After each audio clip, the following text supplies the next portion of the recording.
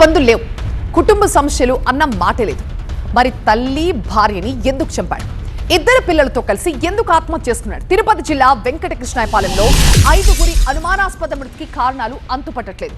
5గురి మరణాలపై దర్యాప్తుతే ముమ్మరంగా సాగుతోంది. నిన్న ఉదయం 9 గంటల నుంచి మధ్యాహ్నం 12 గంటల వరకు ఏం జరిగింది అన్న దానిపై పోలీసులు ఆరా తీస్తున్నారు. మోహన్తో పాటు భార్య హరిత మొబైల్ని కూడా చెక్ చేస్తున్నారు. ఫోన్ కాల్ డీటెయిల్స్ ఆధారంగా కేసుని ఛేదించే ప్రయత్నం చేస్తున్నారు. మోహన్ సిమెంట్ షాప్ లో పనిచేసే బంధువు గురించి కూడా ఆరా తీశారు. బంధువులను కూడా విచారిస్తున్నారు పోలీసులు. మోహన్ మానసిక స్థితిపై కూడా ఆరా తీస్తున్నట్టుగా తెలుస్తోంది. బంధువుల్ని ఈ విషయమై అడుగుతూ ఆ డ్రైవర్ని విచారించినప్పుడు కూడా, అంటే లోకో పైలట్ కేవీఎస్ బాబు అని అతను ఈ యాక్సిడెంట్ని చూసి వెంటనే పుత్తూరు రైల్వే స్టేషన్ మాస్టర్కి ఇంటిమేషను ఇవ్వడం జరిగింది.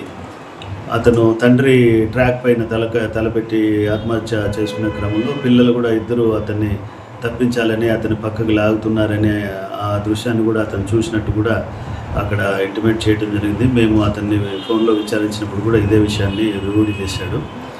ఇప్పటి వరకు అతను తల్లిని అమ్మను ఎందుకు చంపినాడనే కారణం తెలియలేదు. వీళ్ళు ఆత్మహత్య చేసుకోవటానికి కూడా ఏం కారణాలు కూడా ఇప్పటి వరకు తెలియలేదు.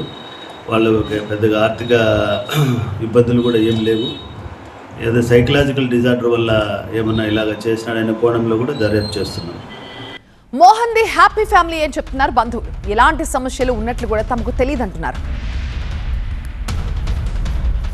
ఎటువంటి ప్రాబ్లమ్స్ ఉన్నాయని ఎప్పుడు మాకు చెప్పిన వాళ్ళు కాదు సార్.